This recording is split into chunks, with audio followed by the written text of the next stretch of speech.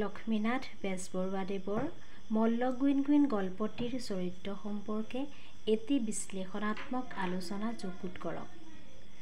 উত্তৰটো হৈছে মল্লগুইনগুইন গল্পটিৰ প্ৰধান চৰিত্ৰৰ ভিতৰত গুইনগুইন চাহাব ওৰফে শ্ৰীমান মলখু গগৈ, তোলন সাজ তোলা, মলখুৰ মাক, ভায়েক পুনাৰাম, চাপৰাচি আদি। মলখু গগৈ ওৰফে মল্লগুইনগুইন চাহাব গল্পটিৰ মূল চৰিত্ৰ। তেওঁ বুদ্ধি আৰু পঢ়া শুনাত চোকা হোৱাৰ বাবে কালক্ৰমত চৰকাৰী জলপানী লাভ কৰি LA পাছ কৰিলে। পঢ়া শুনা কৰি থকা কালতেই এফালে মলখুৰ টিকনি টুটিল, আনফালে নামৰ পিছত গগৈ উপাধি গজিল। পাছলৈ সেই নাম মিষ্টাৰ M গগৈ হৈ শেষত মল্লগুইনগুইন পৰিণত হয়।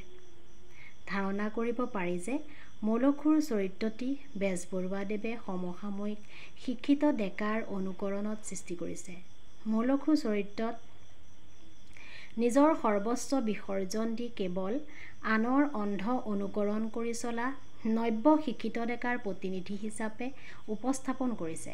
কলিকতাত উচ্চ শিক্ষা লাভ কৰিবলৈ গৈ মলখুৱে নিজে সংস্পৰ্শলৈ অহা চাহাবী ঢঙৰ ব্যক্তিসকলৰ অনুকৰণত আনৰ মাত কথা, আদব কায়দা আদি আহৰণ কৰি নিজৰ ঘৰলৈ ঘূৰি অহাৰ পাছত ঘৰৰ থকা খোৱাৰ ধৰণ, খাদ্য, ৰীতি নীতি আদি সকলো লাজৰ বিষয় হৈ পৰিল।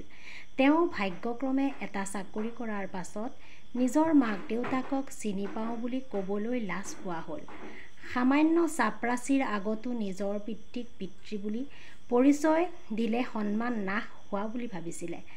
আনকি মফচললৈ যাওঁতে মহ-গোৱাল ভায়েকে সকলো পাহৰি তেওঁক ককাইটি বুলি মতাত সেই অপৰাধত ভায়েকক চাপৰাচিৰ হতুৱাই মাৰপিট কৰাবলৈ কুণ্ঠাবোধ কৰা নাই। তোলন সাজ তোলা মল্লগুইনগুইন গল্পটিৰ আন এটা গুৰুত্বপূৰ্ণ চৰিত্ৰ। গল্পটিত তোলন সাজ তোলাক মলখুৰ পিতৃ চৰিত্ৰ হিচাপে উপস্থাপন কৰিছে। এই চৰিত্ৰটিৰ জৰিয়তে মলখু চৰিত্ৰটিৰ ভাৱধাৰা, আচাৰ আচৰণ অধিক স্পষ্ট ৰূপত ফুটাই তোলা হৈছে। তোলন সাজ তোলা হৈছে গাঁৱৰ সহজ সৰল সাধাৰণভাৱে চলি থকা এজন চহা ব্যক্তি।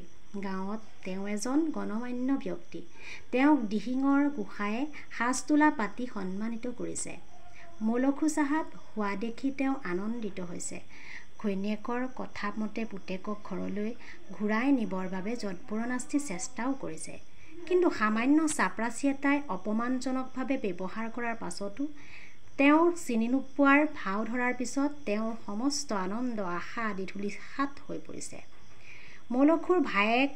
মলখুৰ মাক, ভায়েক আদি চৰিত্ৰ গল্পটিত আন দুটিমান গতানুগতিক চৰিত্ৰ। মাক যিকোনো এগৰাকী মাকৰ দৰেই পুতেকৰ চিন্তাত ব্যাকুল। কিন্তু পুতেক মলখুৰ বাবে মাকৰ এনে আৱেগ অনুভূতি একেবাৰে মূল্যহীন। পুনাৰাম চৰিত্ৰটিৰ কোনো ধৰণৰ বিকাশ ঘটা দেখা নাযায়। চাপৰাচিৰ দৰে চৰিত্ৰ হৈছে সমাজত নকৈ গঢ় লৈ উঠা এনেধৰণৰ সাধাৰণ কাম কাজৰ বাবে অসমলৈ ভাৰতৰ আন ঠাইৰ পৰা অহা লোকৰ প্ৰতিনিধিৰ চৰিত্ৰ।